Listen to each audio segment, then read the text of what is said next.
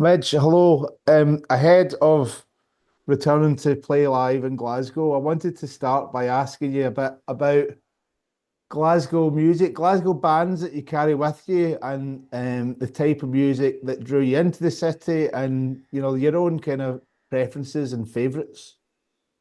Do you know what? It's a weird thing because I left I had to move south in 1977. So there weren't many Glasgow bands other than the ones that I used to kind of do the circuit with Yeah, alongside. So, Tear Gas, of course, Alex Harvey band. I knew them as Tear Gas when we used to play the same gigs, Cumnock Town Hall, and it's and the Burns House. Which is one of the few pubs you could perform in. So Glasgow at the time, Scotland in general, had a wealth of talent, but no facilities to explore this talent. No recording facilities, no real management companies, no labels. It wasn't until I left that Zoom Records started, where you could yeah. actually stay in Scotland and record there. 24 track facilities and stuff, recording facilities. So when I left, it was still very, very basic. But they waited until I left, and then they changed it all. Maybe you led the way, Midge. I think there's certainly something in the fact that another thing that people don't really remember or talk about, and I only really picked up about it when I was talking to bands from the 80s, is there wasn't necessarily that many small stages for bands. Bands, even if they wanted to play in Glasgow, they had to go out of town and stuff for the new music. I mean, people talk about the Mars Bar and Simple Minds, but that was the exception rather than the rule. When you walked around in Glasgow in the 80s, it wasn't, a four-piece band on every street corner. You had to work hard, I think, to get let into places. Well, you've got to remember that Scotland had no pub rock circuit. Yeah, We kept reading in the music papers about all these bands playing every night of the week in a pub in London or wherever. And we didn't have that because the licensing laws were run by the church. So you weren't allowed to charge entry yeah, to a pub to see entertainment. So we didn't have that. So we played town halls or ballrooms, old ballrooms and stuff. The Glasgow Apollo, the Clouds. That was the thing you do. But you had to be a kind of human jukebox. You weren't allowed to go and play your own stuff. You could yeah, slip a song or two in, but then you had to launch into, this town ain't big enough for both of us or something. yeah. You had to do top 40 stuff, the same way that they did in Ireland with the show bands. And so we didn't have that. So when the independent stuff started, where bands wanted to cut their teeth and find places to play, there were few and far between places. There was nothing that you couldn't really do it to go up there and start playing your own stuff. Yeah. So it wasn't, as I said, it wasn't until independent labels started appearing, like Zoom, Yeah. like Bruce Finley's stuff, that bands felt as though they could find somewhere to play, and places would let them. By the time you arrived in London, then did you want to write your own stuff? Were you quite happy just being, you've worked with a lot of bands and musicians, you've gone through all different iterations of what you've done as a musician. When you kind of set out at that initial stage, did you want to do your own thing, or were you quite happy just, like being part of whatever hole that you could find? No, no, I wanted to do my own thing. I'd already started writing, although all very derivative of whatever you were listening to at the time. You'd write a song and it sounded like Roxy Music. You'd write another one that sounded like David Bowie, but not quite as good. So you Yeah. wanted a vehicle that you could do that. And we just weren't allowed to do it. We were tarred with the teeny bop label, because of Slick. Although Slick had been Salvation beforehand, we had done the Scottish circuit for 3 years. We were a proper band, and it was very difficult to get out of that. So the idea of moving south and kind of starting again with the Rich Kids, Yeah. and starting to kind of try and slip in your own songs. The one decent thing I think I did with the Rich Kids, for me anyway, not the band, was write a thing called Marching Men, which was a reflection on what I found in London at the time, which is the Rock Against Racism concerts and the anti-Nazi League and all of that stuff. And I'd never experienced that in Scotland Yeah. before. So all of a sudden the writing had a reason to write things at the time. So it wasn't until moving south that I started really kind of getting into the songwriting thing. There's an event this summer. It's kind of a collection of punk bands. The Pistols are on the bill, as in Buzzcocks and Skids and stuff like that. That period, just at the very end of the 70s into the early 80s, when punk was coming through and music was changing, and then it goes into that kind of exciting post-punk stage where rules were kind of changing. Doors were being kicked in musically. Did you find that was a bit of a release as a songwriter to go into the 80s with more doors open in terms of like what you could be as a songwriter? Well, I turned up in London like a baby. I had no idea what was going on, and it was a kind of baptism by fire.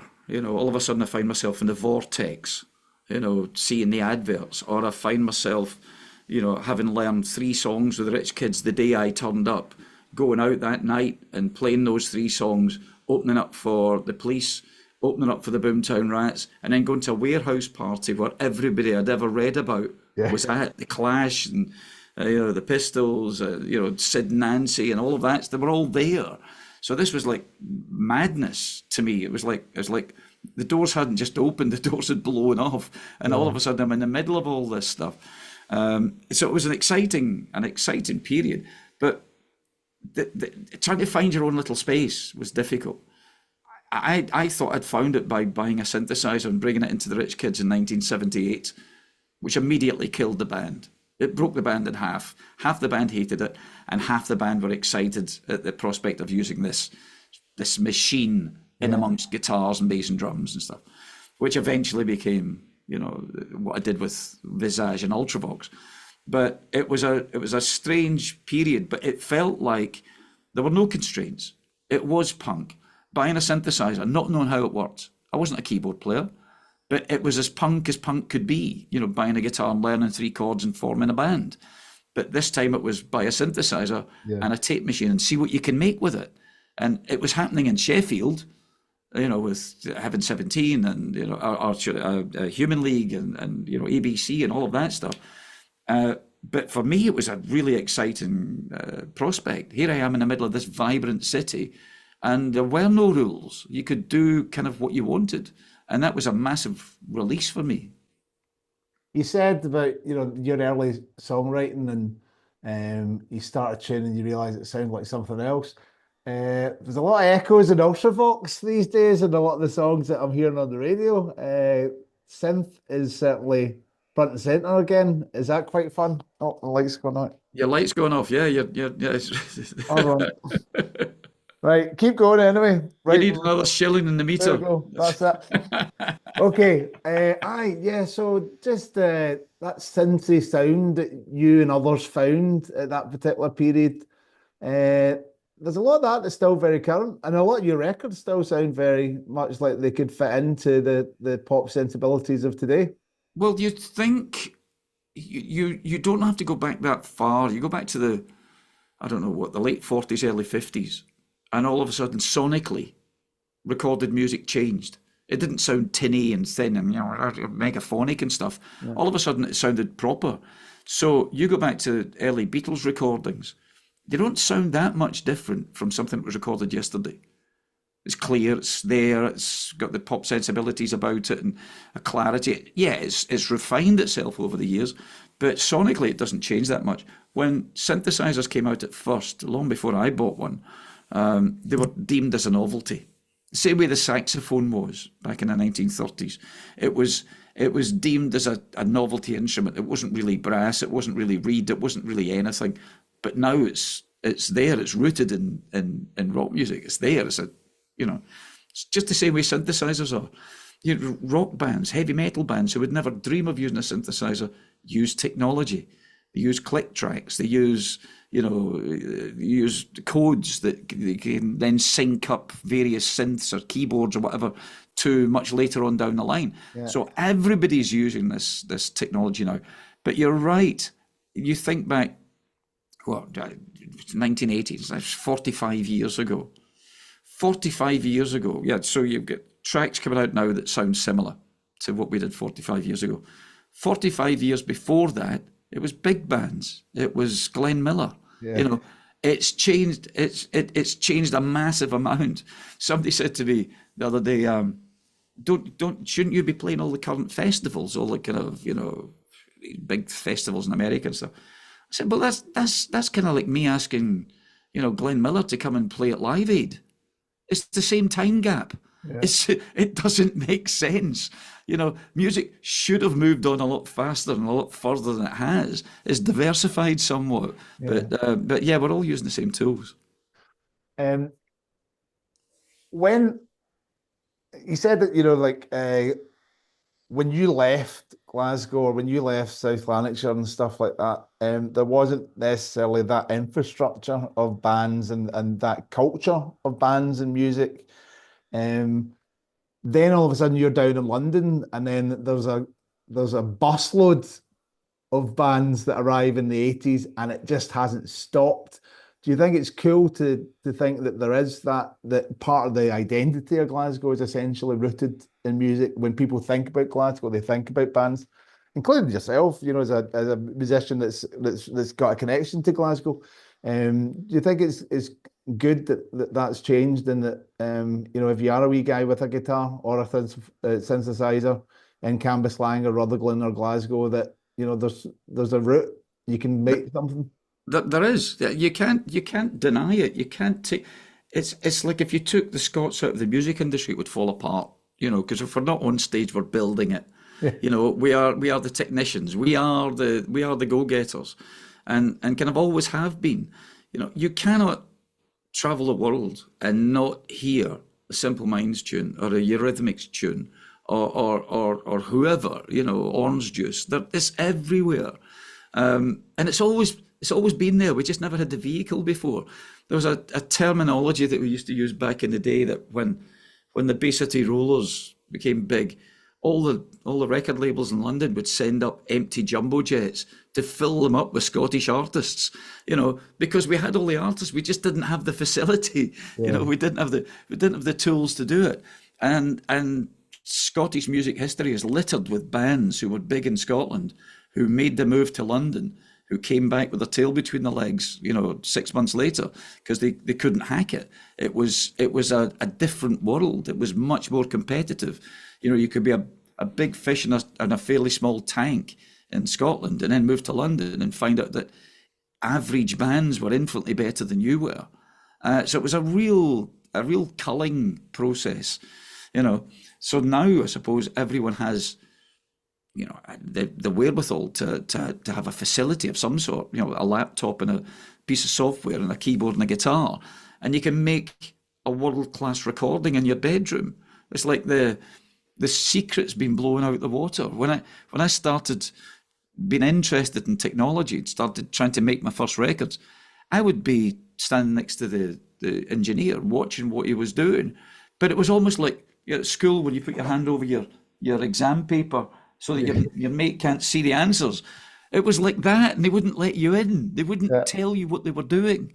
So I bought the equipment when I had a chance, and I built a studio and walked into my brand new studio with a pile of manuals sitting on the desk, thinking I haven't a clue how to turn this on. And I taught myself how to do it because the recording facility was as much an instrument as the guitar or the keyboard. And I had to have that. And so these days now people can have that. So you can do it from anywhere on the planet now. But the core thing that you're asking about is the Scottish talent. It was always there. It just needed that little vehicle to get it out. Yeah. So when you do a show like you're bringing to the Kelvingrove Bandstand, and you've got all kinds of eras that you can stride through within the set, is it quite fun to revisit parts of your life, because all these songs would be very much rooted in where you were at the time? Yeah, it can be a double-edged sword, because it meant I had to go back when I decided to do the catalogue thing. I had to go back and listen to stuff, and I don't do that. And I'm not being coy about it, and I'm not being self-depreciating or whatever, self-deprecating. I go back when I have to sift through it to find something new to play. So the catalogue, I had to go back there and I listen to all the stuff. And some of it still stands up. I'm still feeling okay about it. Some of it, I can't think of who I was because, as I say, it's 45 years ago, some of this stuff. And you think, I was a different person. I thought differently and I created differently and I worked in a different environment. And I'd feel awkward singing some of these things, performing some of these songs now. So I cherry pick. So yeah, it's a catalogue. So there's lots of hits in there, which is great. I'm very grateful for. But I've also delved into some of the songs that I think, this deserves an airing. I've maybe never played this live before. So I've chosen some of that. So it's a very all-encompassing, hour and a half to 2 hours, whatever it happens to be. So that if you've never heard anything I've done, which a lot of people haven't, they're dragged along by their significant other halves to sit down and go, shit, I only know, if I was, and then they sit there and they're the ones you've got to kind of entertain. That all the other people you've kind of got on your side already. Yeah. So it's the ones that would normally be sitting looking at their phone halfway through Vienna that you've got to try and, eke on board. You're looking out and spotting them and like, I'm going to get, like, come on, guys. Well, it's like a challenge these days. You're standing on stage and you're looking out at a dark audience, and every so often you see them light up from below, and you think, I've lost another one. They're checking the Facebook status. So when you're back up this direction, when you're back home, is there any places that you kind of have a stoat about to reconnect and see where you are? It's pure nostalgia on my part. I will go and I'll seek out a Crowler's ice cream. That's food of the gods. I'll try and get square sausage somewhere. Although I'm shocked that most hotels in Glasgow don't do square sausage. Yeah. Come on, you're missing an opportunity here. Teach all these foreigners, all these Americans and the Germans or whatever, what a good sausage is. So I tend to do that. If I have time, I'll go back to Cambuslang and I'll wander the streets that I used to wander, dreaming of doing this, and remind myself that I got what I asked for. Brilliant. Thank you very much, and have a great time on stage up here. And don't be a stranger. I'm not. Listen, if my kids hadn't all been born in England, I'd be back up there now. Good man. I'll see you soon. Thank you. All right. Thanks very much.